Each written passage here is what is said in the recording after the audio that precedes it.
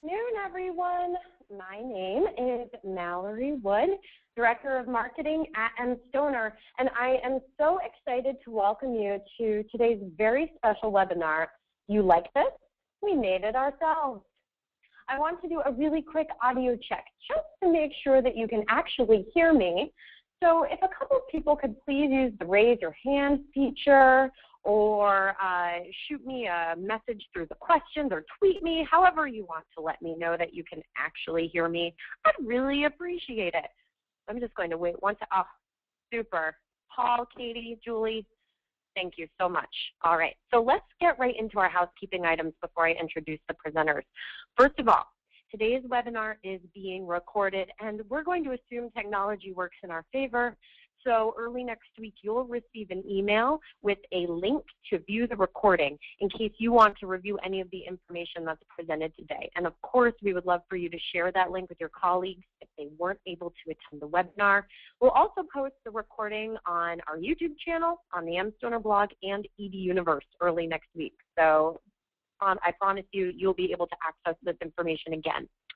Second, the hashtag for today's webinar is HEVID. I hope you'll join me in the back channel on Twitter. We will have a great time. And finally, during the webinar, you can use the chat feature to ask questions. We have saved about 10 minutes at the end for Q&A, and if we don't get to your question for whatever reason, Mark and Seth will follow up with an answer on the mStoner blog as soon as possible. You can, of course, tweet questions to the hashtag HEVID as well, and I will keep a record of those as well. So without further ado, I'd like to introduce today's presenters, Mark Sheehy and Seth Odell. Mark Sheehy is a creative director at mStoner. In his 15 years as a writer and creative director, Mark has led concept and copy development on print, radio, TV, web, and branding projects for a host of nonprofit clients, including Brown University, the University of Chicago Graduate School of Social Work, Kellogg School of Management, and the University of Cincinnati. Seth Odell is the Director of Interactive Marketing at SNHU, the country's fastest growing university. Seth is also the founder of Higher Ed Live, the live weekly web show network covering the world of higher education. And Seth previously spent 5 years working in marketing at UCLA. He has, in fact, produced over 500 videos for higher education in his career, and we couldn't be more thrilled to have him joining us on today's webinar as our featured guest. So during today's session, definitely tweet at Seth Odell, and don't forget to join me in the back channel. HEVID is the hashtag. Mark and Seth, I will turn this session over to you. Let's get started. Well, thank you, Mallory, and welcome, Seth, and welcome everybody who's listening to us. Thanks for joining us this afternoon. And I think a good place to sort of start is really sort of setting the stage. So, what's the context for the Your Life, Your Degree video TV spot that we're going to talk about today? So, Seth, I think, why don't you begin by telling us a bit about Southern New Hampshire University and what makes it distinctive and special? Sure, absolutely. Well, first, again, thank you to you and mStoner and everybody watching for being a part of today's webinar. I'm really excited just to share a little bit of our story, hopefully be a little bit of a resource for everybody who would be in a similar position or maybe a little different position but could benefit from hearing what we've been through. So Southern New Hampshire University has been around for a long time. We have an 80-year history. We started in 1932.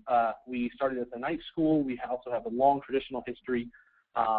But what's been really exciting about SNHU specifically has been what we've done in the online space in the last few years. We've actually been online since the 90s, but in the last few years we really made a focus on doing online education. And so what kind of makes us special, we like to think is, our mission is to make high quality, affordable education accessible to everyone. And we do that by providing education in a variety of different manners. We do have a traditional campus with thousands of wonderful and talented students. We also have centers all around New England for folks that can only take classes maybe at night or during the day, but they can't make it to Manchester specifically. We even have partnerships and campuses internationally in areas like Vietnam, South Korea. And then finally, we have thousands of students online. So we are very excited and grateful to be the largest university in New Hampshire, which is an achievement we just had this year. And we are, from all statistics we've been able to find, the fastest growing university in the country as well. So We currently have roughly 17,000 students. We'll be hitting over 20,000 and bringing in 5,000 more students in January. In the scheme of online education, that isn't necessarily that big, but the growth we're seeing has been really, really remarkable. We're growing at a rapid pace. We have no intentions of slowing down, and again, our reason is because we're trying to provide an opportunity for access to high-quality education in whatever manner people need. And we do that in a way that's affordable. So that's where we've been right now, and as an institution, it's been really exciting. Our staff has grown even just in the past year. It's doubled. So we're growing incredibly quickly. And so SNHU is really kind of a cool place where we're trying to do cool things, all with the same focus that we're going to make the opportunity for people to have a higher education experience possible. So we're going to remove the barriers, whether they be cost, whether it's time, whether it's location. We're going to make sure that people have a chance to better their lives and the lives of their families and those around them. We were also named 12th Most Innovative Company by Fast Company, a very humbled honor to receive acknowledgement from the Tech Magazine for our use of technology in education. And that brings us kind of to where we are now, which is we're kind of on the cusp of the national stage. We've certainly arrived in the education world, but we're still new. We aren't quite a household name yet, and that's kind of where TV comes in. This conversation we're having today is we're at this point where we believe we're a really large emerging brand, and we are excited to be part of that. We're really kind of on the national stage, but only just arriving. Given that growth, and then given the diversity of your student market, who does SNHU identify as their primary competitors? Who are you up against in competing with for market share for these students who are looking for the kind of education you're providing, and how has that evolved with the growth? Sure, that's a really great question. Speaking specifically for COCE, which is the College of Online and Continuing Education, which is the large online branch of SNHU, our competition realistically on paper is largely the for-profit higher education industry that has been around for some time. The for-profit industry is really seeing record losses in student populations, and we are really in a space now where we are in some ways competing for the same students, but really the students are coming from them to us very quickly, just because we are here and have an offering. For students that have wanted to experience online education, to be able to educate in a way that they could still not lose time with their families, keep up with their full-time jobs, traditionally their only opportunity was the for-profit industry, because the for-profits were there first. They were there. They took the risk in establishing the space. So we, in a way, are competing with them. You do have your larger institutions. Obviously, you have your Caplins, you have your Phoenixes. Again, they're seeing record losses right now, and we're seeing record growth. And the reason is because we're a nonprofit institution. We're student-focused. We're not stakeholder or shareholder-focused. Actually, shareholder-focused. We're really providing students with what we believe is online education done right, which is twice the value, half the cost of what's been coming from for-profit industry. So I would say that who we want to compete with and what we really think we compete with is really just the obstacles in people's lives. We compete with the fact that people can't come to a traditional campus. We compete with the fact that people can't necessarily afford higher education. We compete with the fact that they need education that works across multiple devices. That's kind of what we focus on a day-to-day level. We don't focus, we're competing with this other institution. So we're really focusing on eliminating the barriers to access. But that said, on a marketing level, like when we talk about buying a national TV spot, it is largely the for-profit industry, but also there are emerging nonprofits alongside us that are providing a nonprofit option. So it's mostly the other institutions offering online education at this time. And so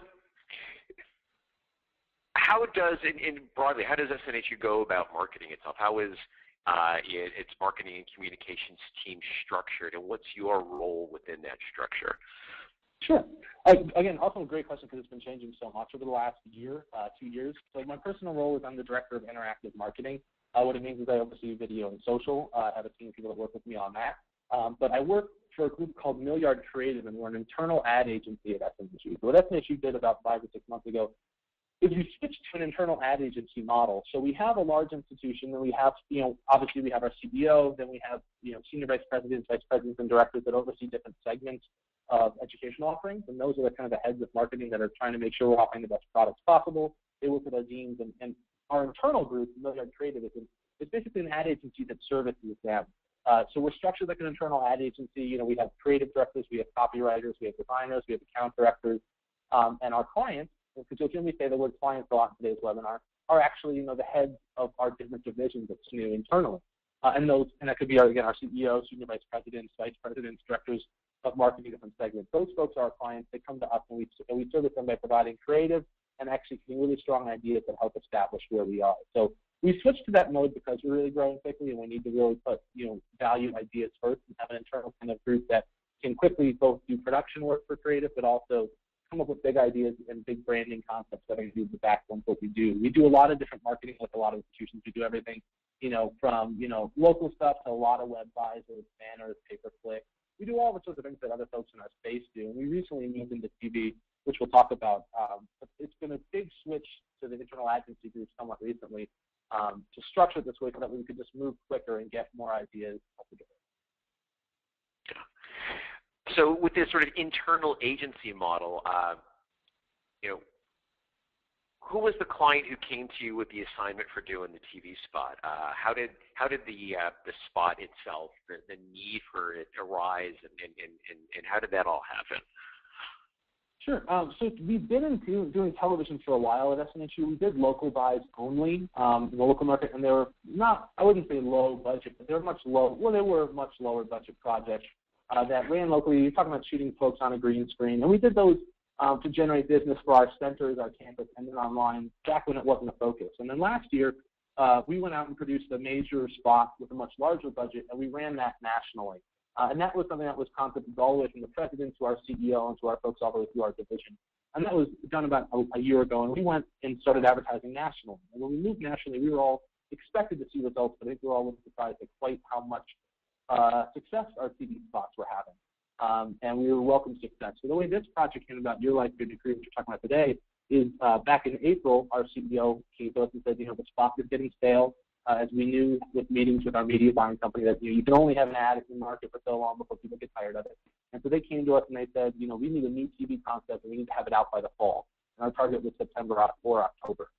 And that was when we wanted to swap it out. So that was back in April when that happened, and that's kind of when the assignment landed in the laps for us here at the agency. It's come up with a concept and execute from idea all the way through getting it on the television by October. So we had about 4 months to turn it around, which we did successfully do. So that's kind of where the assignment came from, was all the way to the top.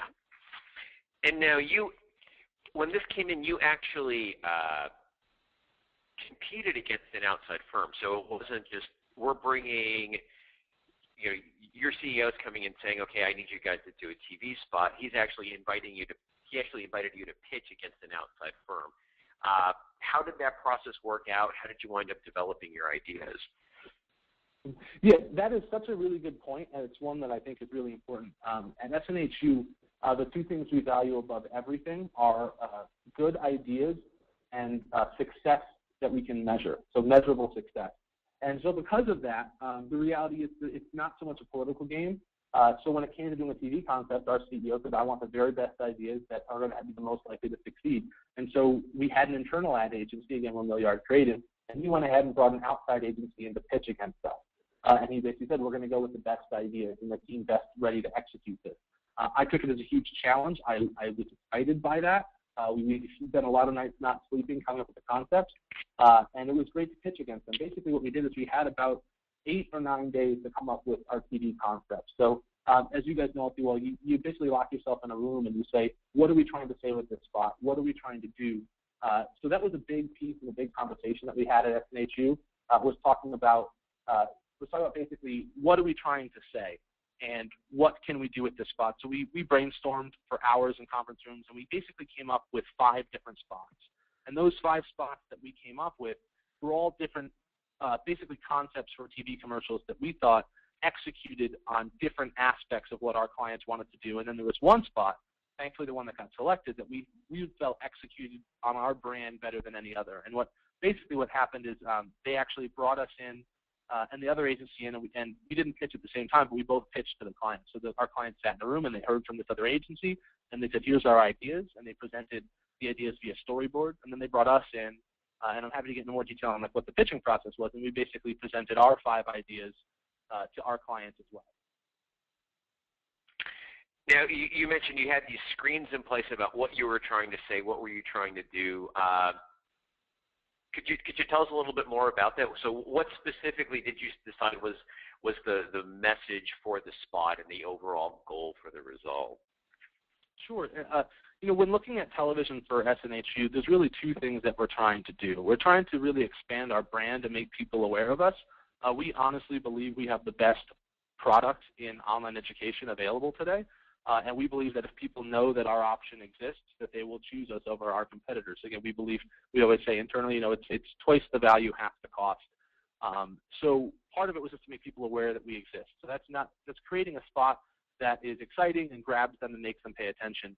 And then secondly, in very real sense, TV is incredibly expensive. So you invest in it, you need to know you can be successful. And the way we define success for that is by generating leads. And it is to generate leads that come to our website and basically inquire, then apply, and to grow our student population. And we need to be able to do that so that we can fund buying the advertising. So it's sort of twofold. For folks that have worked in TV before, there's a concept called direct response. So direct response is like if you've ever seen a commercial, for OxyClean or anything like that, like scrolling phone numbers or things. That's kind of a direct response where you want someone to pick up the phone and call right away. We very much did not want to do that. That's something that's a concept that's been done by some institutions in higher education in the past, and we very much feel like that's not strong for our brand because that's not what we're about. We're not in the business of convincing anyone to go back to school. We're in the business of making sure that if you're thinking going back to school is right for you, you know that we're an option. So we did something that we call brand direct, which means we create a branding spot, which is just all about SNHU and about you, and then at the end of it, it's something that works hard at the end, we call it. It has an end card with the phone number, with the URL, and the last 4 seconds is where we're kind of doing our work to get you to take an action if you are someone who's considering going back to school.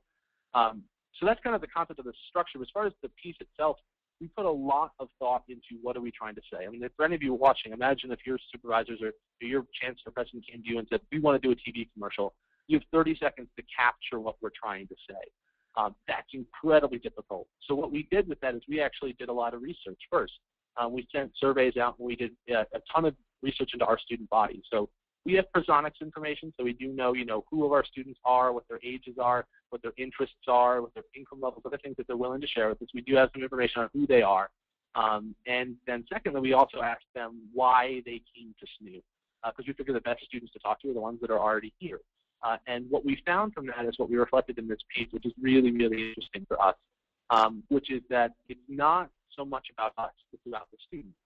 There's lots of people that offer opportunities in online education, and it's not about one specific differentiator or another.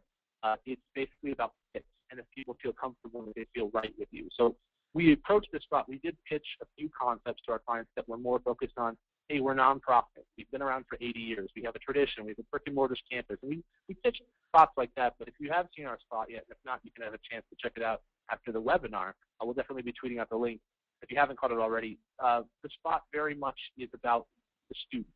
And you've seen other institutions do a little of this, but our thing is it's really all about people out there that are considering, going back to school for themselves. Because as I said, we're not in the business of convincing someone to go back to school.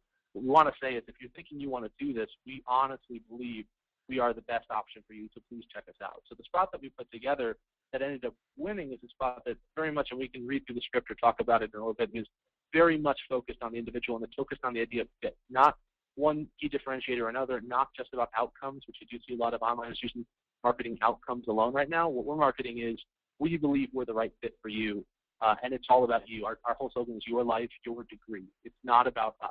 It's not about our institution. It's not our mascot's the penman. Our campaign is not on the penman. Our campaign is your life, your degree. This is about the student. And that was really the key thing that we found, but that was found both through a lot of research that we did and through brainstorming. So it's important that we have that information. We could look on paper and say, when we surveyed our students, they said they came to SNHU because it fit with their life, and it fit with their budget, and it fit with their aspirations. So fit really was the final storyline that we uncovered through doing a lot of surveys and research of our current students, which was incredibly helpful. And that's basically really where the concept and the idea of your life, your degree is born. I have a couple of the storyboards. I know you developed 4 or 5 ideas. And we have the storyboards for the reflections idea as well as the your life, your degree that you wound up producing. Can you sort of walk folks through this reflections idea and sort of compare and contrast it to the idea that you did decide to move forward with? Absolutely. So the piece that you're seeing, See Yourself Succeed, is a great concept. We consider it kind of the extension of the current spot we had on before. Our last campaign was called It's On, and that's this piece. So what you're looking at, if you're not familiar, is called a storyboard. It's pretty common in video production.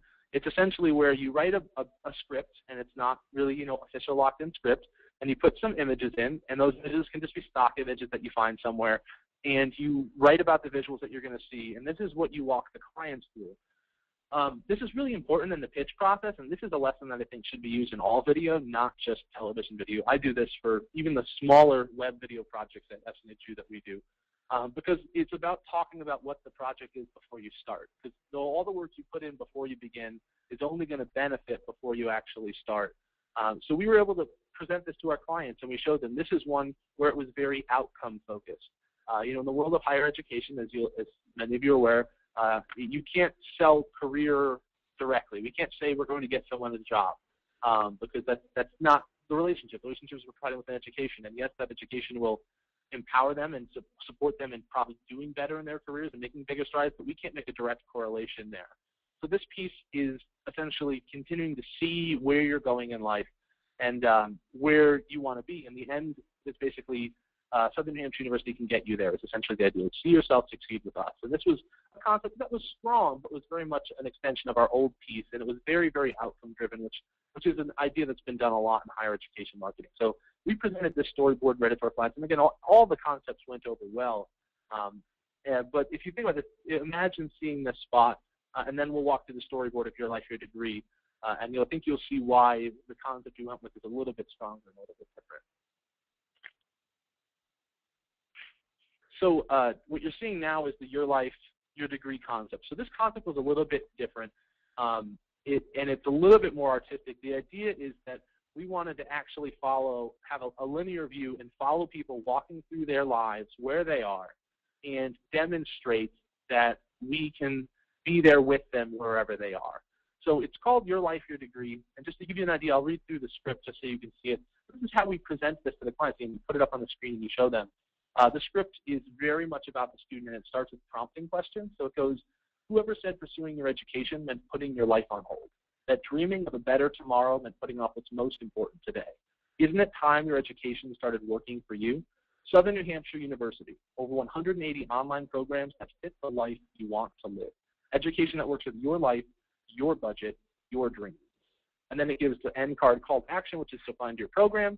And then we have a different tag now, which we just used Your Life, Your Degree as the main tag. So with the visual, we really wanted to show something people walking through their lives, and we wanted to demonstrate geographically all around the country. One of the challenges we have at SNHU is that we have New Hampshire in our name, something we're very proud of, but something that makes it hard when you advertise on a national level. So we wanted to really demonstrate that we are everywhere. So the concept is this linear edit, if you haven't seen this, it's fairly common. It's used in advertising by a lot of folks. There's a great YouTube video called Move that uses it. It's also been used by AT&T, Nature's Valley, Advil, Burlington Coat Factory. It's kind of an editing concept that's existed of people walking and changing the scenes behind them. So our idea was that we would shoot this spot all over the country, demonstrate that wherever you are, this is something that could fit with you and your life. And so we actually went to do this. We would shoot all over the country, which we'll talk about. It was really important that the visuals reflect our students are everywhere while we're asking prompting questions about the students. And just to add one thing, what we did with most of these pitches is we included something called a rip-o-matic. And you may not be familiar with a rip-o-matic. It's totally fine. It was a new term to me. But a rip-o-matic is essentially this idea that you create a video version of your storyboard, either with still images, but more likely with actual video. So what we did for all of our pitches is we went to Getty Images and other stock houses, and we would just basically download stock footage, and then we would create 30-second spots with stock footage and read voiceover and select music and read through it. And what we would do by pitching this is that people could actually see the spot and feel it. I think it's very important when you're pitching a client, or in your case, if it's a manager or supervisor or a higher up, that they feel a spot. Video is about emotions and feeling and connection. You'll hear me say it's more today, but it's much more about inspiration as it is about information. So creating a video of the commercial, even if it's just footage that you just downloaded, letting someone capture the feeling of a spot before you pitch it is incredibly important. We were able to do that. So at this stage, when we're talking to our clients and showing different storyboards, they could actually feel which spot felt right for them, because we actually had 30-second commercials for all of them. And you may think that's a lot of work to do before you even start and get the project assigned, but that's something I'll talk about later. It's absolutely worth it. The best thing we can do is let the people around us experience the idea in our head. And if we can get the ideas out of our head and out into a conference room so they can see it and hear it, it's the best thing to do before you start. So that's what we did for all of these. And then again, the storyboard is the one that it took it changed a lot along the way, but it actually in many ways stayed very much true to this idea that we had from the very first pitch.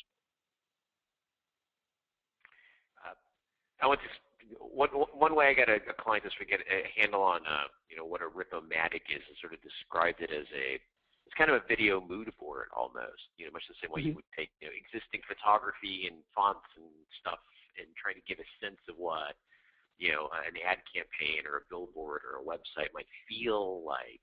You're almost using this existing footage to sort of create what the TV spot might feel like. Yeah, it's so valuable. So I'm just a curious question, people on Twitter, and just let us know if you've done a rip-o-matic before, and if not, I totally encourage you to try it the next time you have a major video project. So just put together a rough draft. We even do this when we shoot video in our studio at SNHU.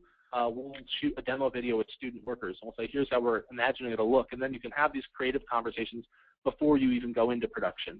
It definitely is really great, I think, to pay the time up front rather than while you're in the middle of trying to produce the project. So once you developed the concept and you were using these rip-o-matics and the storyboards we've been looking at to help you bring your client along and how the idea is developing, once you had a concept signed off on, you moved into pre-production, which is basically planning to make the shoot. And you used some production house to help you shoot the spot. How did you go about choosing a partner, and then how did the two of you go about planning for the actual shoot? Sure, and this is a fun part of the webinar conversation. I think that for those of you that haven't been through a large-scale production before, that it's good to know. I mean, we chose a production partner because this is a major production. This is not something that we could just grab a couple cameras and go on our own. So when we were choosing a production partner, we wanted to work first with a producer. A producer essentially plays the role of everything from being the project coordinator to helping execute everything. And we chose a company out of Boston because we're located in Manchester, so we're an hour outside of Boston. And we worked with a company called Picture Park, who were wonderful folks, really great. We worked with them before. So we chose them to produce the spot, and essentially what that means is we worked through them, and they were then like our general contractor for video. That's, I guess, how you could say, like a general contractor runs construction on your house. They kind of ran all the subcontractors for us on this piece. So we started with Picture Park, and then once we partnered with Picture Park, we had meetings and phone calls to talk about the feeling for the spot. And then Picture Park basically started presenting us with a couple of key partners. First, a director. So we selected a director that we wanted to work with that we thought understood our vision and we could have conversations with. And then we also selected a DP, so a director of photography, someone to actually shoot the video. And we had an amazing DP. Again, there was a gentleman, Kyber was a director, and Peter North was our DP, both fantastically talented individuals. And so we selected them, and then it came down to the ad agency for us to understand our roles. So we had only three of us in the agency really involved in TV on a day-to-day level. My supervisor, my boss who runs the agency, was the head creative director, so he was in charge of the overall vision and entire execution. I was the art director, and so in the case of the video, it was going to mean that I was in charge of all the detailed executions from every shot to wardrobe to everything else. And then we had our head account director who was in charge of essentially just keeping everything coordinated on our end. So we divided up those roles, and then we basically, we shot this in various cities. Each city we had production teams that met us there, and that was all managed through Picture Park, our producer. Again, if you're not producing a massive production, you may not need this many people involved, but I think it's a really strong lesson to identify roles as early as possible. And that was really great. So then preparing for the shoot, once we had these relationships, it essentially went through just a few key things. First one was casting. So we worked with the Boston casting agency to cast talent for the spot. We actually casted talent in Boston for our New England shoot, but since we're going around the country, we casted remotely, which is an easy thing to do, and talent is actually not that expensive. So we worked with talent agencies in San Francisco and Texas, a few other areas, and they would hold castings. They would actually just record all of it, and then they would post it online, and we could review everybody's clips online and select talent that way. It's better to select talent in person, so we did that for our main actor. We had one actor who followed us all around the country. but we did do casting in other cities remotely. And then locations, we sent through Picture Park hired location scouts that they sent scouts out to each different location of the country. We took photos, and they sent us photos back, proofs, and we reviewed them. We selected our locations. Once the locations were selected, we then scheduled it. So once we locked in the dates, we knew our talent, and we knew all our director of photography. We knew who we were working with for the director, and then we knew the spots. And once we had the schedule, we basically picked which cities and which order. So in total, which we'll get into, we spent 15 days on the road and went to 6 different cities and 7 different shoot days. Really more like 9 shoot days. We did a couple half-day shoots. And once they did that, then our production company handled pulling permits and hiring crew and doing all sorts of things that you need to do to be ready to shoot on each of those days. And when we did all that, we finally hit the road. And for production, and I'll say we only really had 3 days from finishing pre-production to going. Once we decided we were ready to go, we were booking flights for the end of the week. It was a very, very fast turnaround from pre-production to production. What informed your selection of cities to shoot in, and the kind of talent you wanted to use in the various segments? What were you trying to represent, and how did that influence the casting and location selection? Sure. Yeah, we did a lot of personics research, so it's really important for us to understand what's the target audience for something like this. So what we did is we did research of our current student body, and we identified the various areas of the student population. And so we have a general idea of the students that are most popular. A lot of our students are 25 to 35. They skew a little bit, 60-40 female. But the challenge with that, too, is that when you're shooting a national commercial, it has to represent everyone. It can't just be a spot that represents the majority of your students. So for casting, we ended up casting 8 different individuals. So you'll see in the piece that we tried to really find people that fit various walks of life. So we had people all the way from the age of 23 in our spot. So finally, we actually cast in New England the woman who was running our casting agency. We actually cast her, even though she wasn't a formal talent. She was running the casting. We all thought she would be perfect for the spot. She was she's in her 50s and actually had returned to higher ed and recently finished her degree online. So she's a perfect fit for us. So we had 8 different kind of castings. It wasn't like we went out looking for one type of individual or another. We just knew these were the various aspects we wanted to capture, both female, male, different ages. And then for the areas of the country, we very much looked at what were the areas that were the biggest hotbeds for our student body population growth. So there were areas in the country in the southeast, in the west, southwest areas that we really wanted to capture, and then we really wanted to make sure that we represented all areas of the country. The goal was that if someone's watching this spot, it's very fast. There's 45 shots in the piece. We at one point had a version with 82, which is crazy. But with 45 shots, we want to make sure anyone watching it sees a place that they recognize. So what we'd found with some user testing we've done is that people recognize the spots that they have more of an emotional connection to. So as we talk about, we shot at the Alamo. If someone's from Texas, they may recognize the Alamo. If you're not, they may never see the Alamo at all. So we picked locations that tried to basically capture the entire country, and we picked casts that tried to capture the entire country as well. I know that's kind of an answer that sounds like we tried to do everything, but when we talk about how we're using this footage in post, I think you'll understand why we wanted to capture a little bit of everything. So that way in post we could then focus and do more with that to focus on different personic perspective marketing. So you're actually shooting for more than one iteration of the spot. You're actually cutting different versions of this to run in different markets. Yes, and I will say that's probably the million-dollar question of the day that people should take away from this, is that when we went to shoot and when we pitched this to our clients, it was not we are going to produce a commercial. It was that we are going to go out and come up with a concept that has moving parts, and we're going to capture so much footage from so many locations with so much talent that we can cut all sorts of variations of our spot. And we can continue to do that, and we're going to continue to for the rest of the year. One of the challenges in video, and this is on television, is that people see your spots more than once, and when they see it more and more, they can get tired of it. The challenge, because they need to see it used more than once to actually go to your website if they're going to. So what you want to do is keep your spot fresh. And what we've done is we've captured so much footage that we can create custom variations. So just for an example, we just trafficked. Traffic is a term for sending your spot to market. We just trafficked our spot yesterday, so that way now, starting next week, if you live in New England and you see our advertisement on your local stations, you're going to see a spot that only has footage shot from New England, only. We're not including our footage from the rest of the country. We can also cut variations that skew female heavy, or certain areas of the country heavy, really heavy in Florida if you ever wanted to do a buy down in that area. So there's things like that we did that when we pitched this, it wasn't you spend all this money and you shoot one commercial. It was that we are going to do all the work up front to create all these moving pieces. So we captured 20 hours of footage for a 30-second commercial. 20 hours of footage for a 30-second commercial. It's pretty crazy when you think about it. But we already have 7 different variations of the spot that we've cut in-house, so we're cutting more. So we're able to do so much more with it, and it was a lesson that our clients love, and one that I think is really important. Even if you're shooting a video on campus on a smaller level, which is like, how can you repurpose this footage, and what can you do? Just to give you guys an example, I did a project at UCLA once where for half a year while I was interviewing people, in addition to the questions I asked, I would say, can you give one word of advice to our graduates? And then at the end of the year, I had this great video of all these different people giving advice to graduates. But I didn't actually go out and shoot that. I just picked that up while I was doing something else.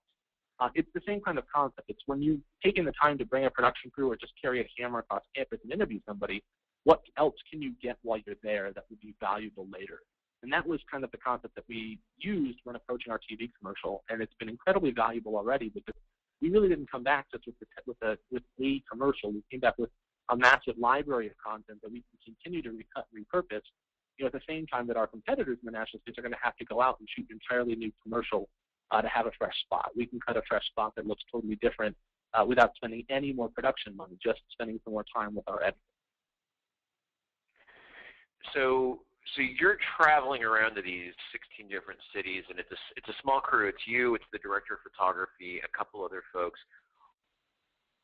And then meeting the rest of the crew and the cast that had been hired on, specific to that various location. What for you was like the biggest challenge or the biggest surprise about the actual shoot that you learned from? Sure. The biggest challenge for myself was probably just endurance. It was 16-hour shoot days.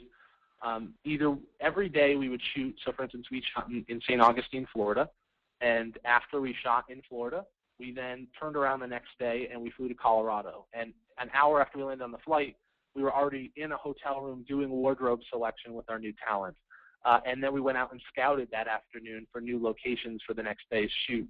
So it was just the biggest lesson and challenge was attention to detail and endurance, that over these entire 15, 16 days not to slow down and to always focus on the details. Now that we're in post-production and looking at what we shot, it's so important that we took the long time we needed for one shot and made sure something in the background was moved, or we waited till the lighting was right. You can't fix something once it's shot.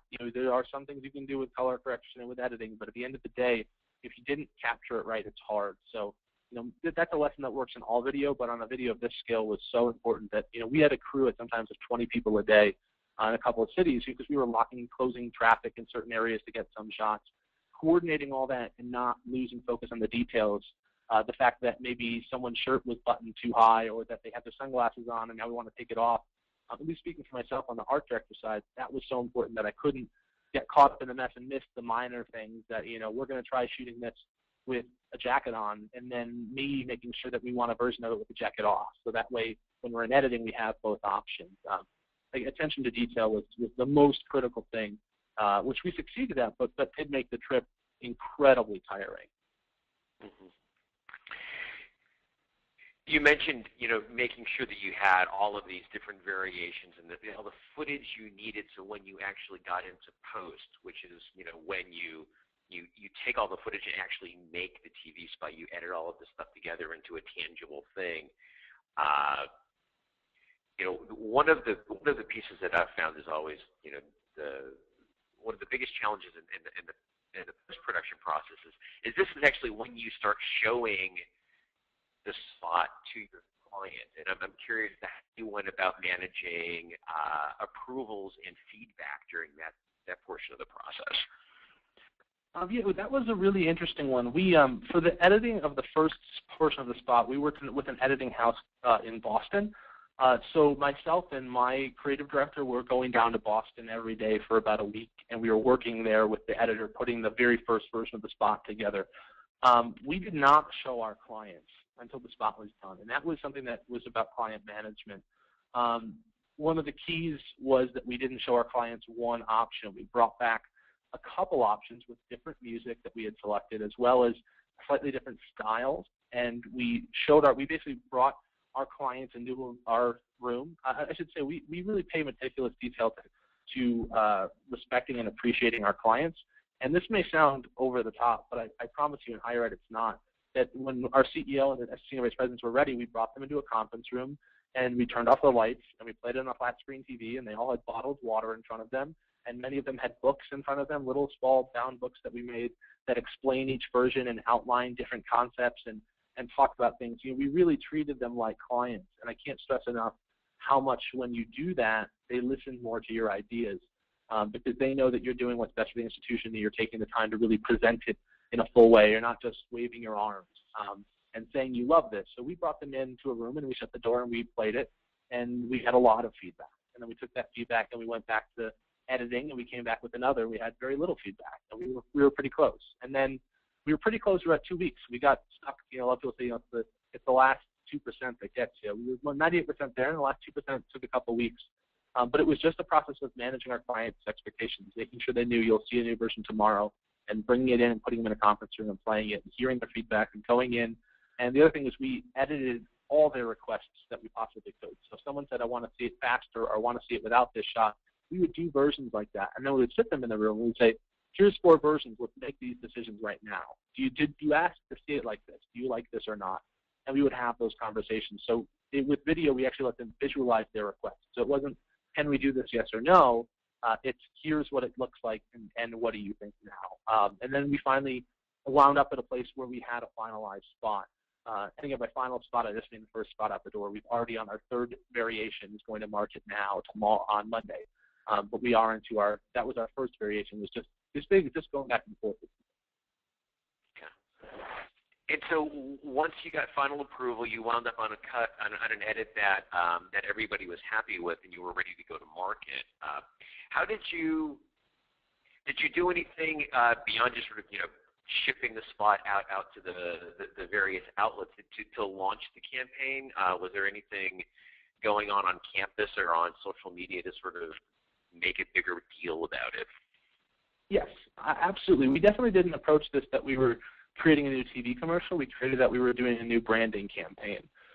So when we launched the commercial, we really launched Your Life, Your Degree as the new brand slogan for SNHU.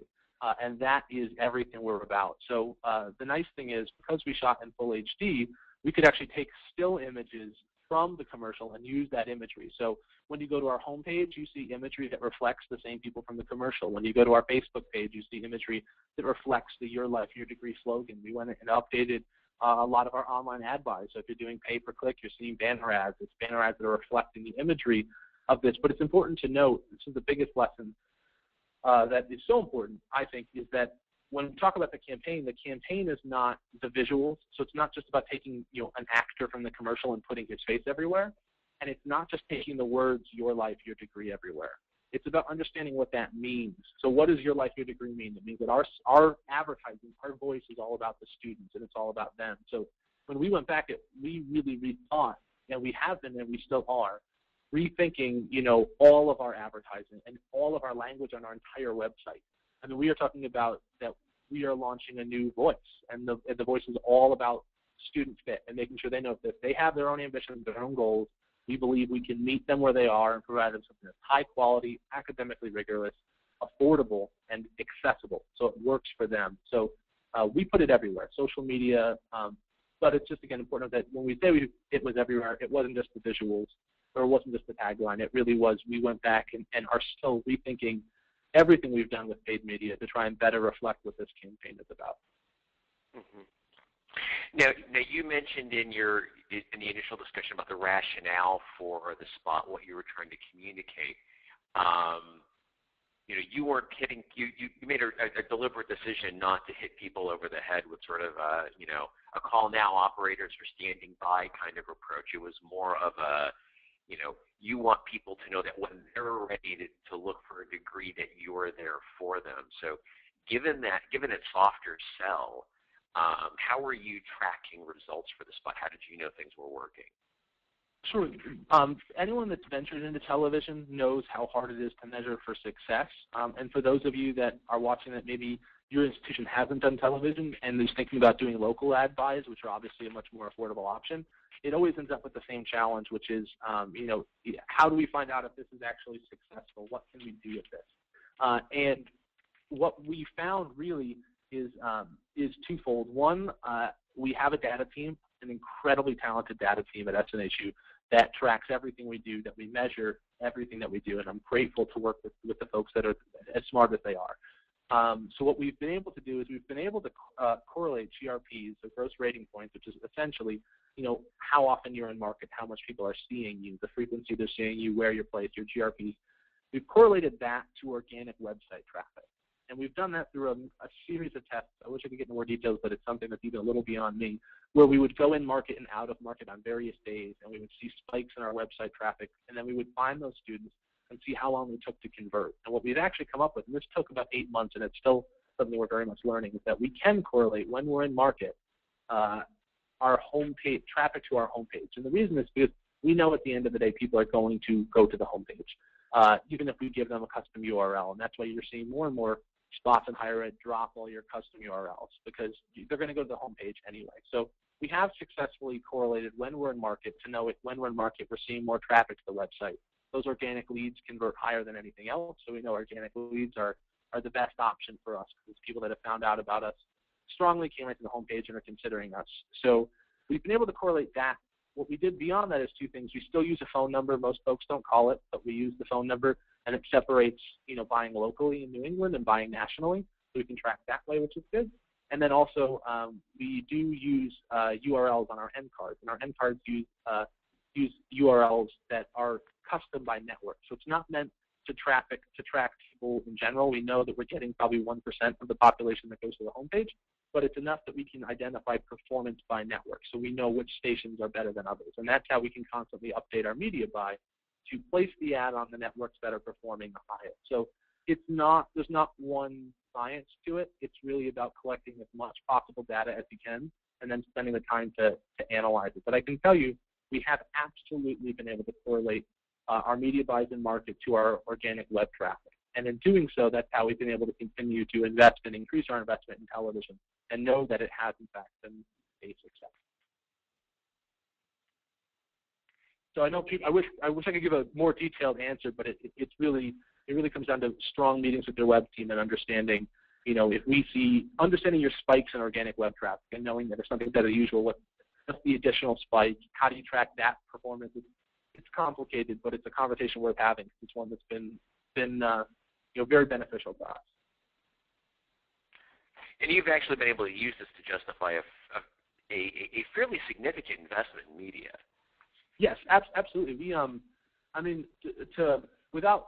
can't share exact numbers. At the end of the day, this is still a business that we're trying to, go out there and find students. But I'll say that we do have a cost per student from television. So we know how much a student that comes from a television buy costs our institution to acquire. And we have that number, and then we know how much that student will, over the lifetime, be paying in tuition. So we are, any institution that is trying to be competitive should know what their cost for acquisition is anyway for anything that they do. And we have successfully identified our cost for acquisition for television.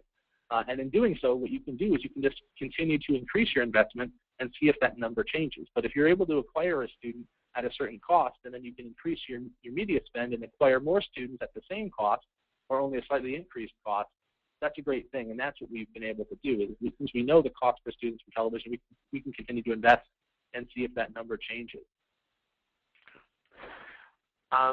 Mallory, I think now is a good time to turn the floor over to our participants. Have you been getting questions on the back channel? I have been getting lots of questions on the back channel. Believe it or not, this is a topic that is apparently very interesting, and people are wondering many things. But first, before we jump into some of the more in-depth questions, Seth, could you just remind us what the preliminary development time frame was as well as the actual shoot time?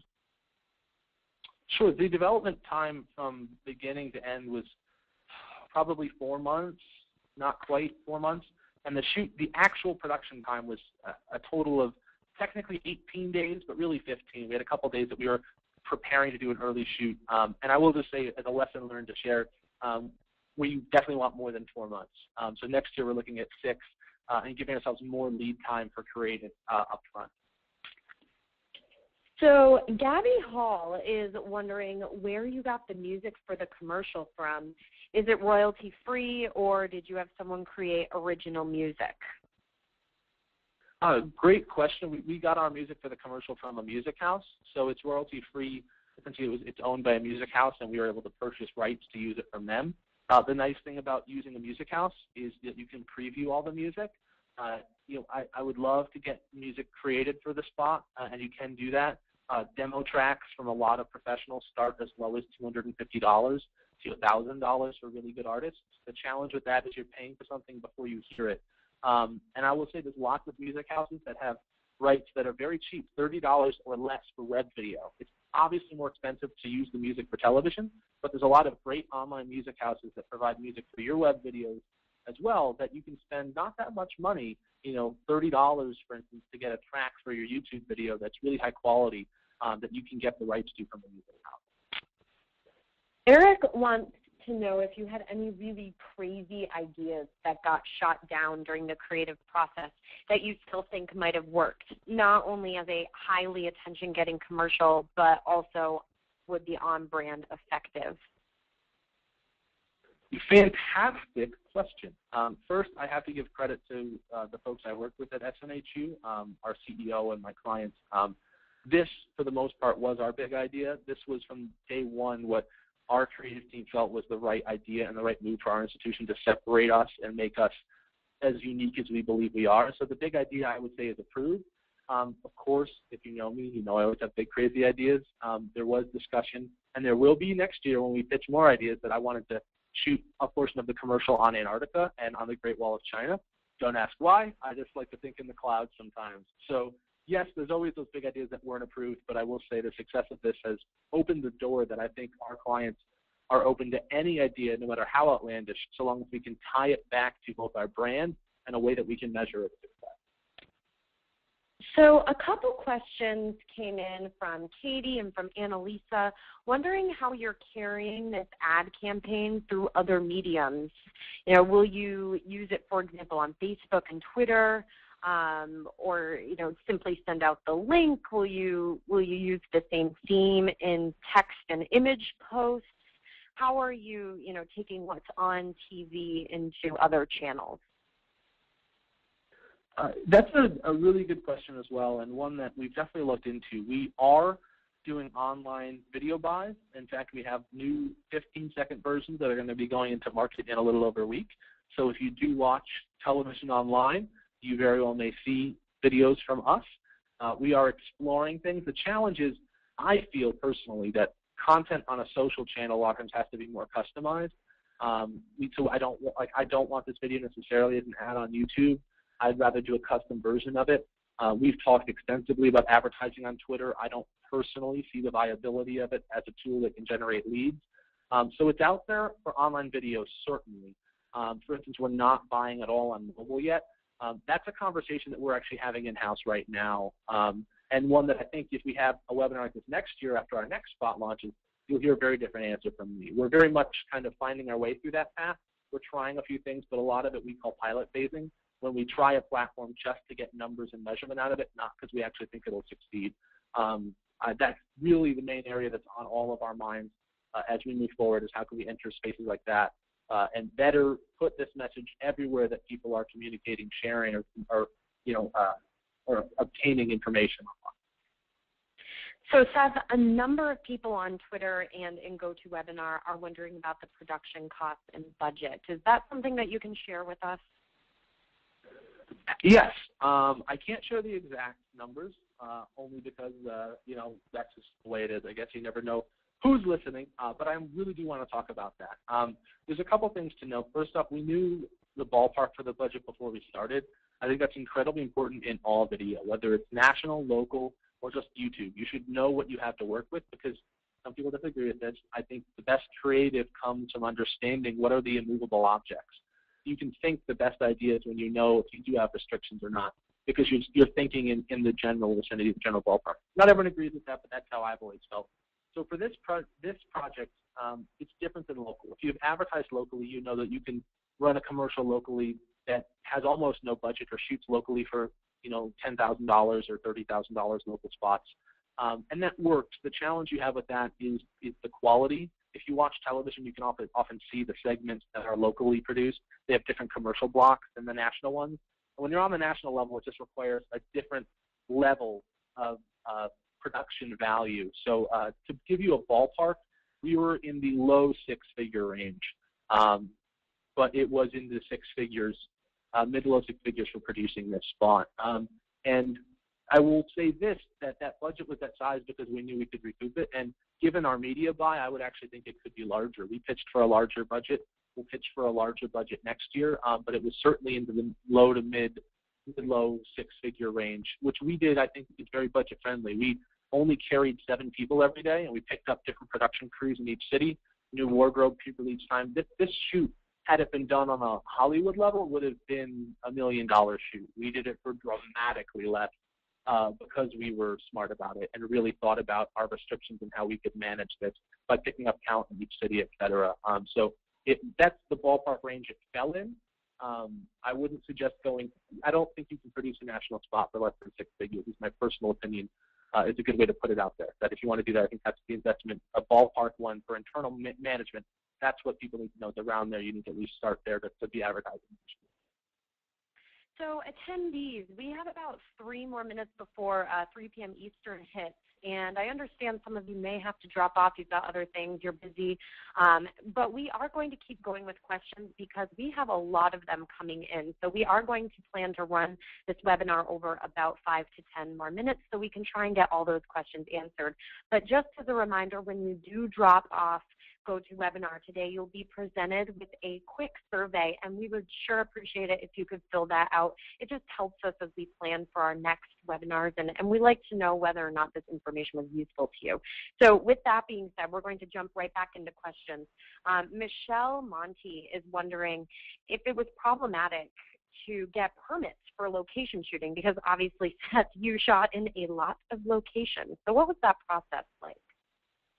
I'm so glad that this question came up because it actually allows me to share one of my favorite anecdotes from the entire shoot, which was that SNHU shot at the Alamo. We shot in front of the Alamo on their property, and we shot on location 2 spots within the Alamo. And we were actually the first commercial production allowed to shoot at the Alamo in over 40 years.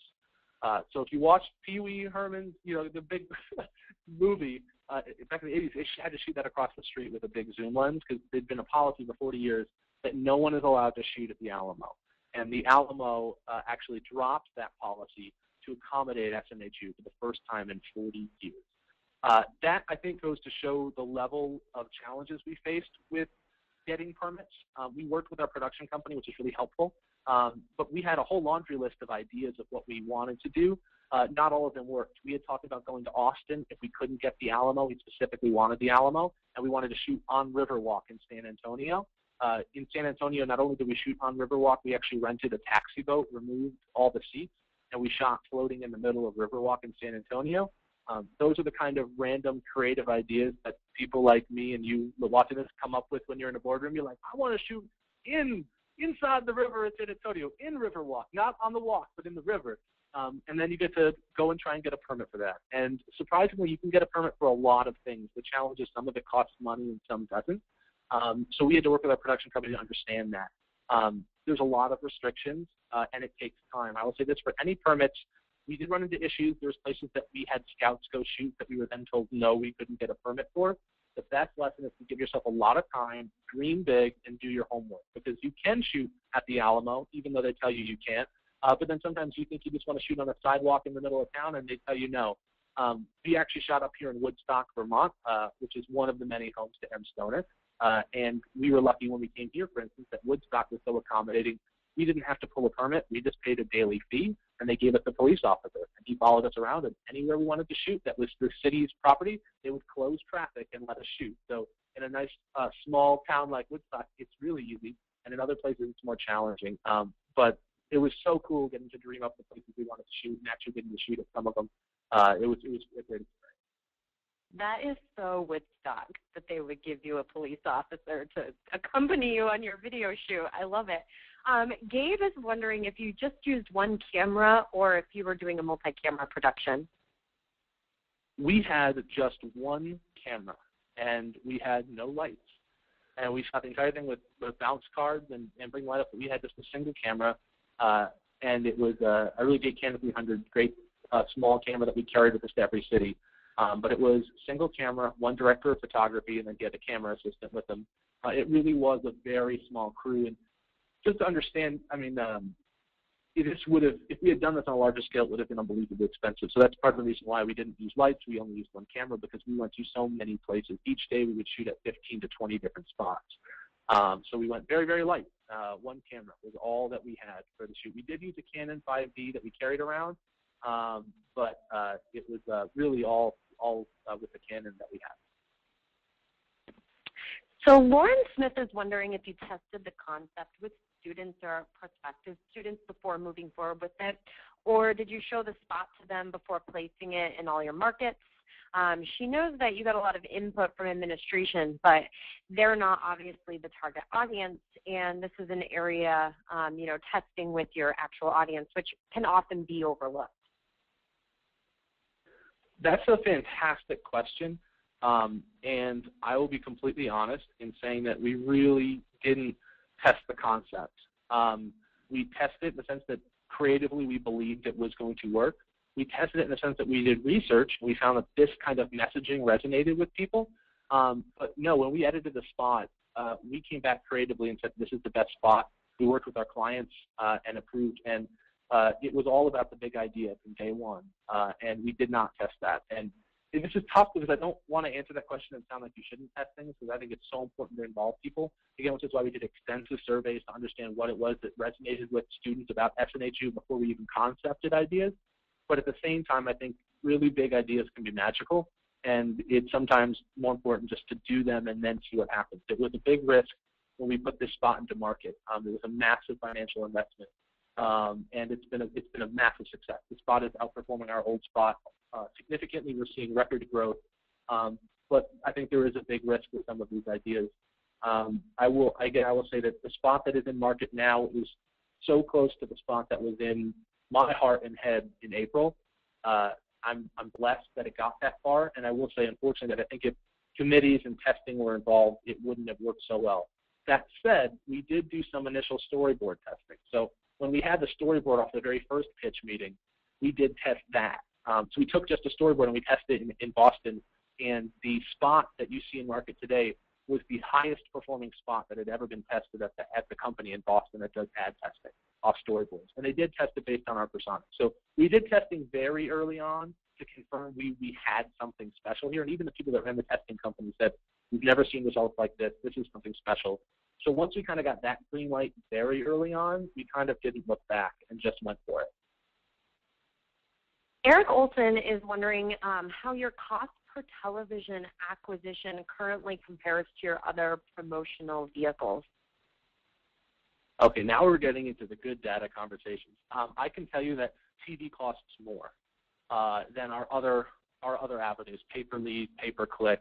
Other avenues like that are less expensive. The big difference is volume. So we are able to continuously increase the volume of television leads by increasing our buys. So even though they cost more, they are worth more. Look at the convert higher, but they're also worth more because we can increase the volume without essentially increasing the cost dramatically. So it is higher, and we know that. And at some point, it'll get too high, and maybe we'll back off on doing TV so much. But right now, the reason you see us on television a lot is because people still are being introduced to us, and once they're being introduced to us, they're becoming our students, and we're providing them with a great experience, and we're blessed and happy to be able to do that. So for now, it costs a little more, but it's worth the investment because we can increase the volume without increasing. So Jesse is wondering if SNHU went into this project with the idea of launching a full branding initiative, or did the branding happen organically after being satisfied with the ad pitch and the success from the TV spot? This is another awesome question. First, thank you so much for all the awesome questions. This has been really, really fun. This is another good lesson for you. Our clients, rightfully so, are very concerned about numbers. Their job is to make sure that SNHU is growing. Because, again, we don't view growth as being dirty. We think growth means that we're finding more people that need a nonprofit, trustworthy option for online education, and we believe we can provide that. So we think it's our duty to go out and advertise. So I should clarify that and say that. So when you put yourself in my client's position, they think, well, we just got to go out and advertise and get students, and it's all about the numbers.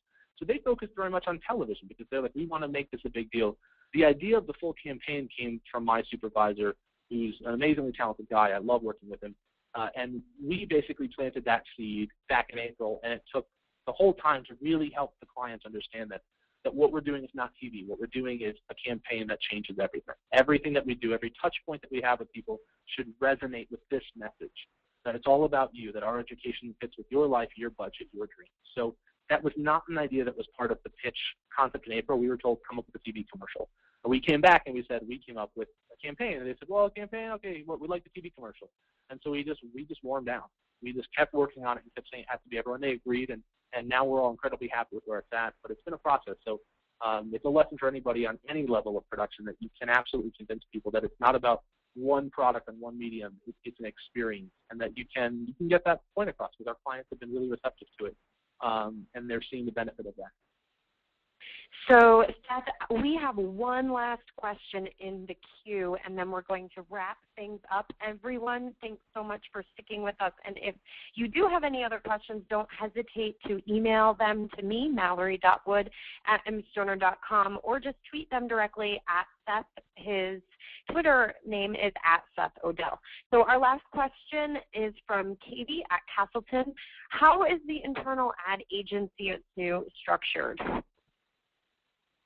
This is a great question, too. I think I keep saying that because they all are so good today. But I think there's an opportunity for more institutions to move to an ad agency model. Essentially what we have is we have COCE, the College of Online and Continuing Education, which is SNHU's online branch, which is the large, fast-growing portion of SNHU. Under that is a CEO and then essentially two heads, one of undergrad and grad, that oversee marketing for those programs. We also have academics, and we have over 100 very wonderful advisors, and we have a great admissions team. But for those two heads that run undergrad and grad, they're essentially our two clients. So our agency works for them. Our agency is led by a head creative director, and then under that we have sort of four teams. We have a marketing services team, which includes two account directors, two traffic people, and an office manager. Then we have, copywriters and designers, and we have a web team, and then we have the team that I am grateful to run, the interactive team, which oversees social, video, does PR, things like that. So that's how we're set up, and then basically our clients work with us to come up with what are their goals that the CEO gives them and they work on, and what are we targeting, what are we trying to do, and then we have weekly meetings with them, and they give us ideas, and we pitch them on stuff, and then we execute. So it is service-oriented, but I've actually found that's great. Again, we're lucky that at SNHU, it's a culture that I think it values two things. It values, well, really three. It values ideas and measurable success, and then finally, we believe that we will absolutely always do what is right for the student, regardless if it's right for the bottom line. And so when you combine those three things, the agency model works because our clients come to us with very fair requests. We work quickly and execute and pitch them on things, and then it's all funded through them. So it's a different model. I know of only like two other institutions that are doing it, but I actually think there's a lot of viability in higher ed. And the reality is, it's a much more affordable option to do it in-house, but structured this way, our clients get the results they want. We know how we're going to be measured our success because we know what their goals are at the beginning of each year. So we know if they hit their goals, it's because they did it with us, working together in partnership. Thanks, Seth. Thanks, Mark. And thanks, audience, for attending today's webinar. So just a reminder, please take that very, very short survey after you log out. It'll make me happy. It'll make Seth and Mark happy. And Isn't that what you want? Just please make us happy. Next Wednesday at 2 p.m., Fran Zablocki is going to be leading another free webinar on lifetime engagement management. So you can head over to the mStoner blog to sign up, and we'll be tweeting links to that soon if you're interested in signing up for that free webinar. That's next Wednesday at 2 p.m. Eastern. So thanks, everyone. Enjoy the rest of your day. And Mark, Seth, thanks so much for sharing all of this amazing knowledge. This was really, really excellent. And I think by the sheer number of questions that we received from the audience, I can just tell that this was information people were dying to hear. So thanks so much. And everyone have a fantastic day. Bye-bye.